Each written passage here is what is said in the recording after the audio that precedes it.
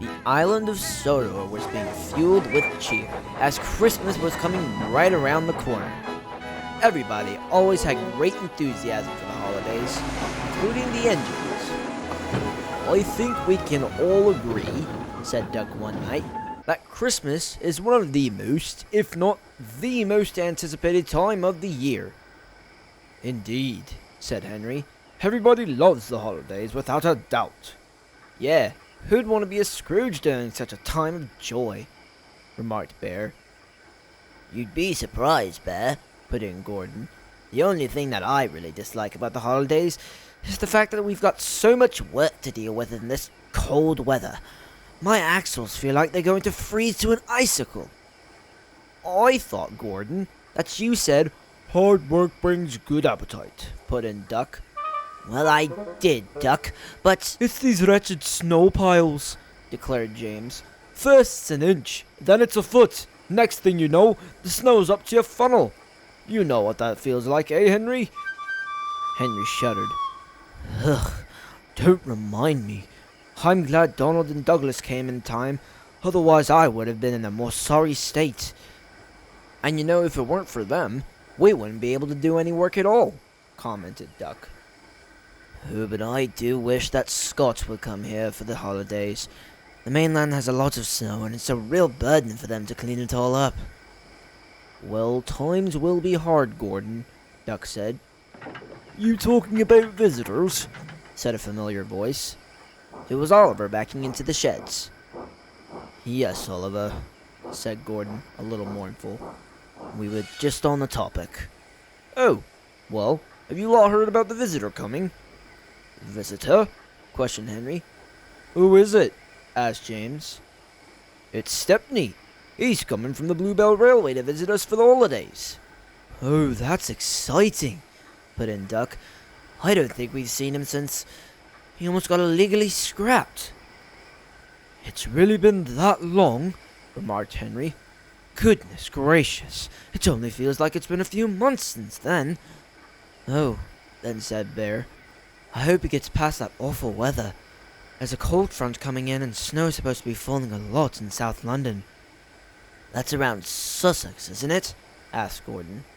Bear replied, "Yeah, there's supposed to be a few meters of snow to fall there." "A few meters? It's that cold?" said James. "I know, it's hard to really believe," said Bear. "But weather like that is bound to happen sometime." "You know, sometimes I think we're jinxed," said Henry. "Anything good happens, and something just has to occur to try and prevent it from being good." "I don't think we're jinxed. More along with, coincidence," said Oliver. "Maybe," said Henry, "but it's always coincidences with us." Whilst Henry and Oliver were having their conversation, Duck couldn't help but wonder how and if Stepney would be able to surpass the snow. He eventually grew drowsy by this thought. One by one, the engines fell asleep.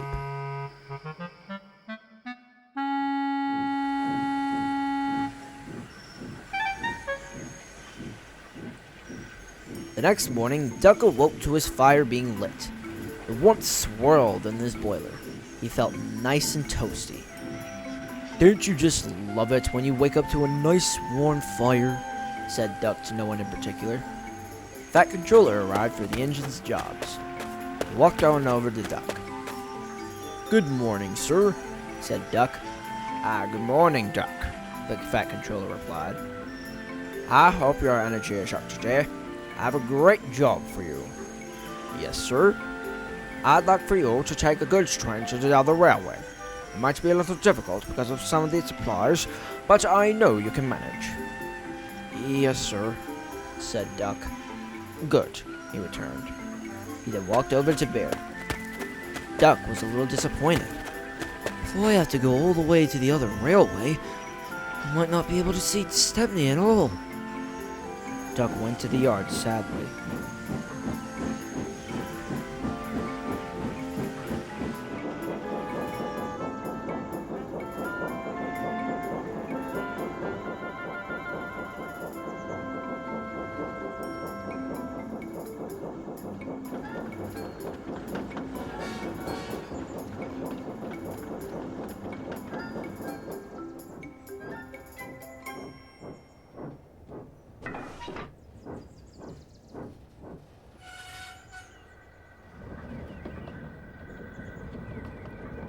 When he arrived, his train was already there waiting for him.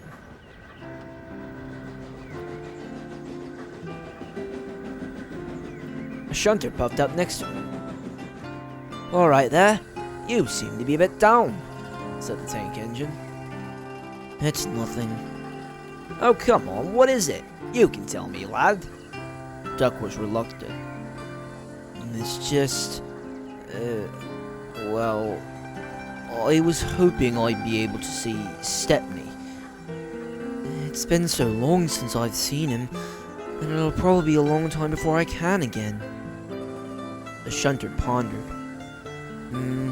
Well, we have to make tough choices now, don't we? But hey, you might be able to see him on the way to wherever this train's going." "Even so," Duck put in, "I'd really like to actually have a conversation with him, you know?" "I do. You just have to deal with it, I guess." Duck sighed. "I guess." The train was ready to go, and Duck sadly huffed off.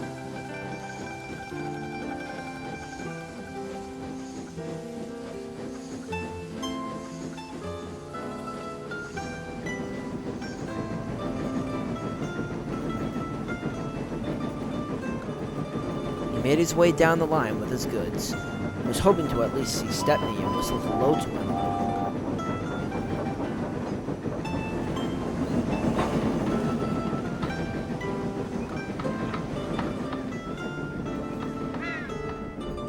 But to Duck's bemusement, Stepney was nowhere to be seen.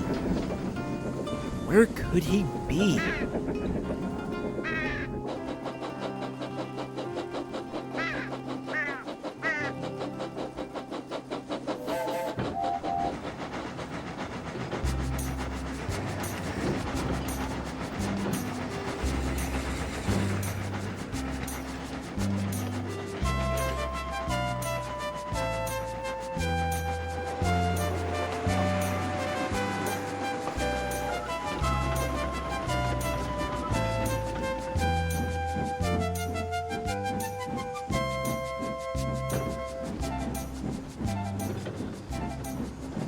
Duck had arrived at the other railway.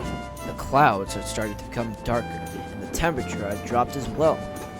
Duck had dropped off his train, and he went over to a siding to rest.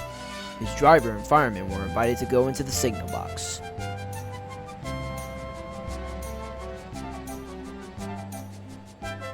You know, Duck's been awfully sad that he's not been able to see him.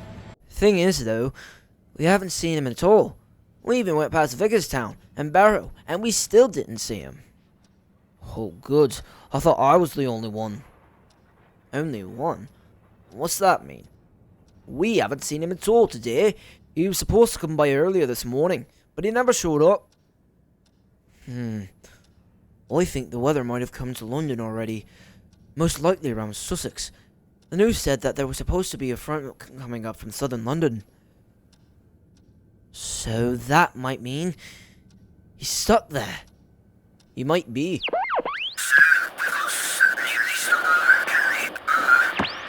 Repeat that. I can't hear you. Here, change frequencies. I beg your pardon. Over. Stepney is stuck at Kenley station, sir. He's run out of coal and has a train full of passengers. The snow has started to come down and it's coming fast. We need somebody to come and help him. Over. Copy that. We'll try and send someone. Stand by. Blimey. So he's stuck at Kenley and he's run out of coal? And he has passengers? Talk about a cock-up. I think it'd be best if your engine went to go rescue him. Duck? But he's on the job right now. I think we can make arrangements. Nobody else is available, so we have to do the best we can. Right. Wait. You said that Stepney's run out of coal? Yeah. Those coal cars over there. Do you think we can take them to him? I don't see why not. But I will say you should be careful with them. They're old and rusty. We'll take care, sir. We have an engine coming to pick up Stepney. He's also bringing some coal cars in order for him to start up again. Over. Great. I hope to see him there. The passengers are freezing their bums off. See you then. Over and out. Duck's driver and fireman came running back excited. "Wake up, old boy! We've got some exciting news!" Duck was interested. "Really? What is it?" "Apparently, we haven't missed Stepney, nor has anyone else. He's stuck down at Kenley. We're to go and rescue him with those coal cars." Kenley? Duck was surprised. "That's an awfully long way, isn't it?" "Yes, it is. It'll be dark before we get there, but we still have to help Stepney and the passengers." "Oh, right. I'm sorry. Let's go. We've got a holiday on my bunker," said Duck insistently. Duck puffed over to the train of coal cars. It was coupled up, and he set off.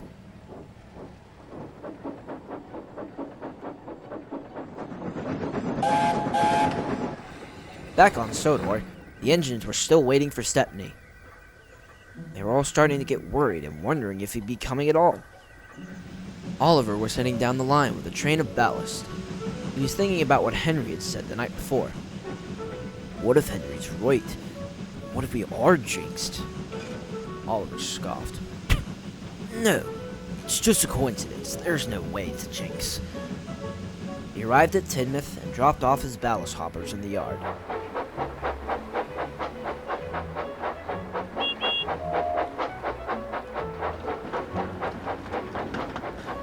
His driver walked up to him with news. "I just got an email about Stepney." Oliver was concerned. Is he not coming?" "Oh, he still is. Apparently, Duck is going down to Kenley with some coal cars to help him." "Oh, thank goodness. It's a good thing that..." "Wait, did you say Duck was getting Stepney?" "Yes, Duck," said his driver, confused. "Something wrong, boy?" "Nothing, driver." Oliver was surprised that Duck would be the first one to see Stepney, even though he wouldn't be on Sodor. He puffed away, still dumbfounded about the situation. The news had spread around about Duck and Stepney. "He's lucky to be able to help out one of our visitors, especially with the occurring events," said Bear. "He's lucky to be able to be the one to bring him here. An important engine like me should be the one to take him here." "Oh, but I thought important engines like you were supposed to pull the express, no?" remarked Henry. Henry, why is it that you always have to criticize me? Asked Gordon, confused. "Because you're not careful with your words and thoughts," he said cheekily. "Either way," intervened Bear, "we still have to hope that both of them make it here safely."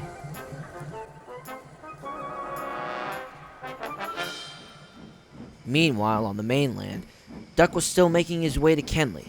It was getting dark and cold. His cars were still full of coal, and he was getting tired.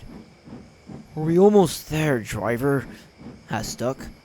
"Just a few more miles, Duck. You're doing well, boy." "We've still got some coal," said his fireman. "We might need to fill up when we get there. We're running low on it." "Roger that," said the driver. Soon enough, the station came into sight. There, sadly idling in the station, cold and alone, was Stepney. But not for long. He looked up to see Duck coming in with the coal cars behind him. Stepney smiled as Duck puffed next to him. "Hello there, Stepney. Don't you fret. We'll have you out and running in no time tomorrow morning." "Tomorrow morning?" said Stepney. "Yeah, tomorrow morning. Forgive me, I am a bit tired," Duck said placatingly. "Oh, well, you did come from Sodor, which is a good ways journey, so I'll give you a pass." "Right, thanks."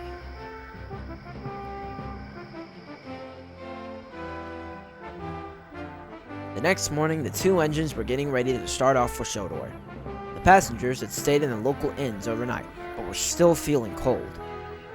Duck put the coal cars in front of the coaches and was ready to go. The two engines had been refilled with coal. "That's about a half a car's worth of coal for you two. We've got 6 cars, so we should be all right," said Duck's driver. "Good. It's going to be a long way, and we're in the midst of a winter storm," noted Stepney's driver. Duck was hopeful that he and Stepney would make it to Sodor, but he was dreadfully nervous about the weather. He looked up at the clouds, which were starting to darken. Hopefully we can make it in time, he thought anxiously. Soon enough, the train was ready and the engines were raring to go. Use a lot of sand. These rails are slippery. Right, Step. Let's go, stated Duck. The engines pounded their wheels onto the rails and began moving. The sand put them into propulsion, and they were soon heading down the line. We're doing it! We're doing it! Said Stepney excitedly. Don't get all bubbly right away, Step, said Duck. We've still got a long way to go, so don't get so rash. Right, sorry.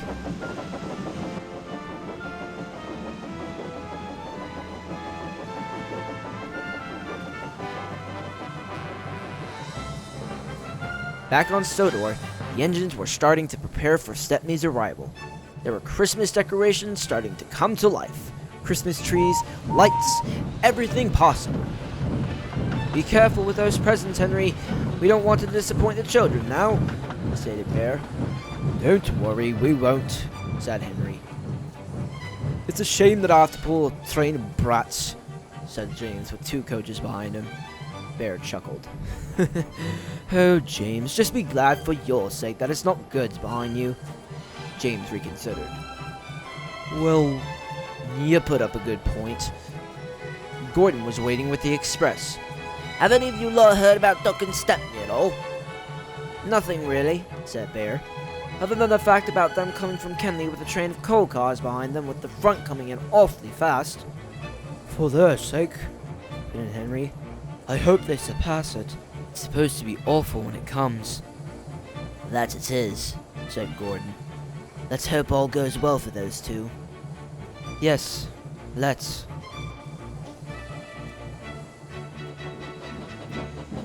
Meanwhile, Stepney and Duck were making their way down the line with their train. They were going well. Their fires were growing, and they moved smoothly down the line. This is going really well, said Stepney. Yeah, there haven't been any mishaps of sorts, and we've still got plenty of coal, acknowledged Duck. Not for long. The brakes on the trucks were old and rusty and were unable to stay up. The two then rounded a bend, and the truck's brakes suddenly came on. The brakes couldn't bear the wheels' pace, and suddenly snapped.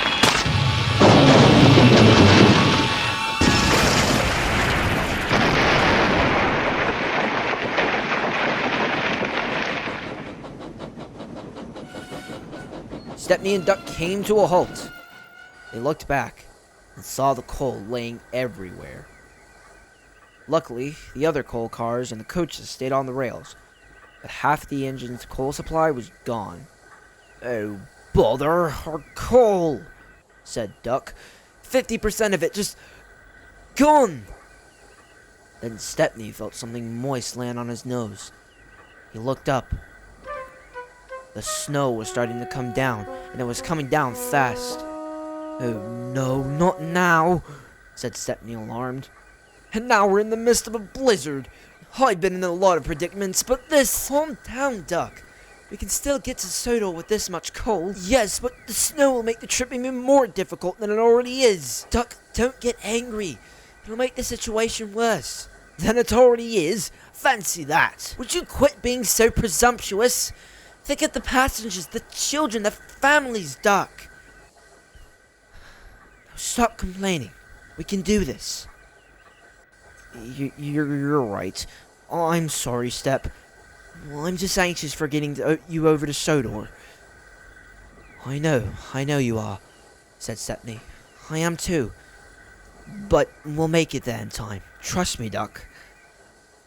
Duck reconciled, and the two puffed back to see the damage.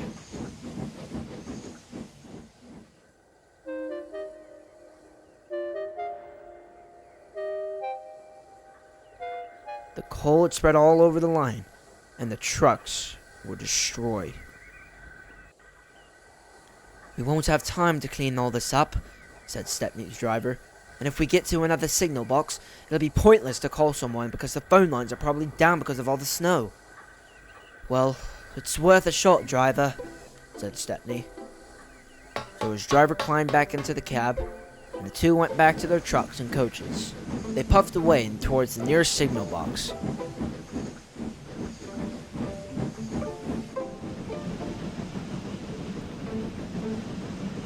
They saw it coming in sight and stopped right by it.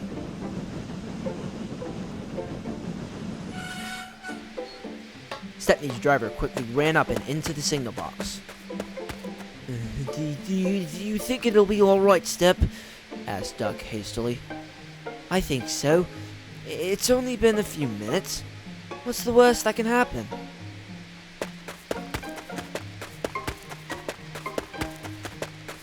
His driver ran back down. He said that it won't be long, 15 minutes or so. See? I told you, said Stepney. Nothing to worry about.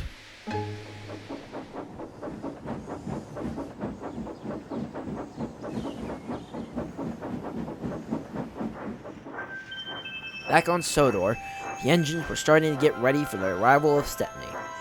The snow was starting to fall, but it was getting larger and heavier. Oliver was worried. Oh dear, I hope Stepney and Duck are okay. I'm telling you, Oliver, 'tis a jinx, said Henry. Oliver sighed. I actually think you're right about this one, Henry. You've already had so many things to go wrong, and now it can't seem to be contradictory. It's a shame, agreed Henry. And the snow is not making it any better. No, it isn't. Henry's driver came running out. Listen here, boys. Duck and Stepney have their own predicaments at hand. Apparently their truck's derailed, and it's had half of their coal supply. As of right now, they're only down to 2. Worse and worse, said Oliver glumly.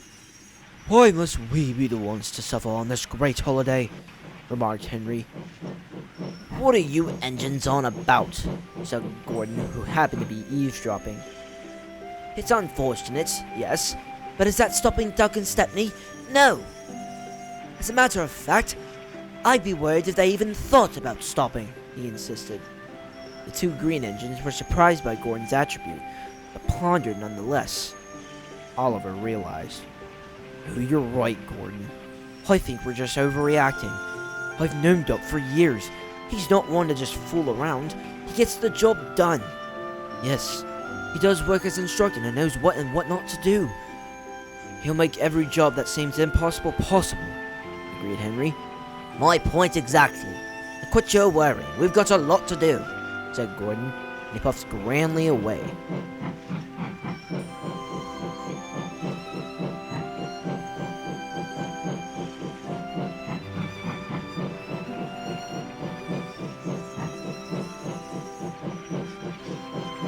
Oliver was taken aback. You know, I never thought Gordon would be that mature. Oh, you'd be surprised, asserted Henry. Duck and Stepney were around Leicester with their coal cars. The snow was starting to get heavier, and it was getting colder by the minute. The drivers decided to stop at a station to have tea. Passengers got out and went into town. The engines stayed in the station. They looked out down the line. The snow was coming down. Duck's eyes darted back and forth from the line to the town. Oh, please, hurry up. Duck, come on. Didn't I tell you not to worry? It's not that easy to not be nervous, especially with the situation being like this. Well, at least try, will you? Besides, panicking is not going to make the situation any better. Even if you are at the most desperate, urgent times, it won't do you any good. Concentrating too hard on something will lead you to stray away from it, or fail it altogether. You know, before I was almost scrapped by those 2 diesels, I remember that I thought I was going to be home in no time. Well, as you know, I was wrong. Turned into a blast, and I was close to becoming a soup can. Luckily, the Fat Controller, being the great man he is, was able to save me from such a horrible thought. Also, you think you're the only one nervous? I'm dreadfully so. I'm afraid that I won't be able to see more of my friends again. I don't know if it could be too late. Do you understand? Yeah. You know, some tourists that we're bringing, some of them don't really know what the engines go through. They think we get along with our work easily. Well, you and I know that's not necessarily the case. We have our struggles and nothing else about it. They don't know us, really. They just think we're another engine. Well, we're not. We could be considered human too, but we're not. But even so, we still have our ways, and they have theirs. And I think that's best that they keep their ways, just like we do ours. Stepney's argument stuck in Duck's smokebox for a long time after that. Soon enough, the crew and the tourists quickly came back. "We ready, boys?" said Duck's driver. "Yes, sir," said Stepney, eager.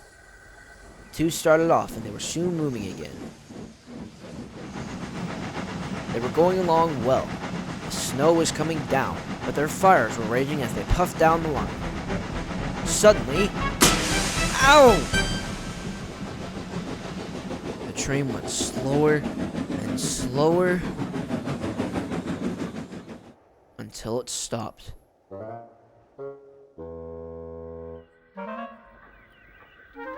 Stepney's driver got out to inspect. "You've burst your safety valve, Stepney," said the driver.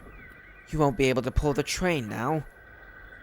"Oh dear, we were going so nicely too," he said, disappointed. "Oh, I'm sorry, Duck." No, you're fine. I guess I wasn't trying hard enough," said Duck, concerned. "Well, it looks like you have to take this train by yourself, old boy," said the Duck's driver. Duck was anxious. But what if my safety valve burst as well? What'll we do then?" "You can do it, Duck," said Stepney encouragingly. "I've known you for a long time, and I know that you don't just give up easily. So give it a whirl. I know you can." Duck decided to plug up courage. "Oh, you're right, Stepney. I've got to get this train to Sodor even if my boiler bursts." "That's the spirit," said Stepney. "Now, what are you waiting for? Let's go!" Duck's fireman got a full shovel of coal and threw it into Duck's fire. The flame roared with great energy. It was bright and radiant. The heat made Duck feel more confident, like a spark of confidence just came into him. "All right, let's go, Step." Duck then started to move. So did the trucks. The first started to move, and the second, the coaches. Soon enough, it started to move down the snowy countryside.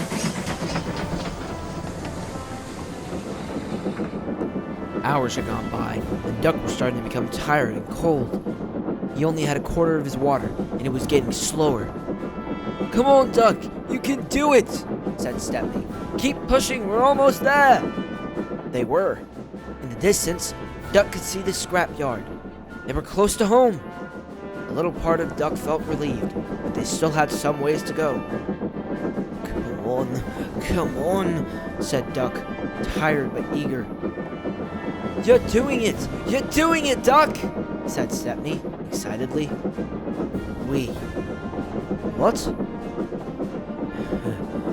We're doing it.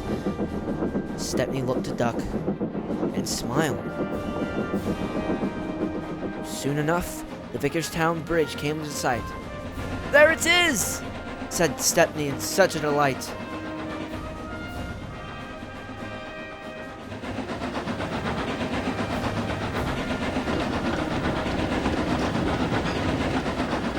They crossed the bridge and were finally on Sodor. The crew and passengers cheered and applauded, and Stepney, with the steam he could use, blew his whistle as loud as he could. Duck was proud. Tired, but proud.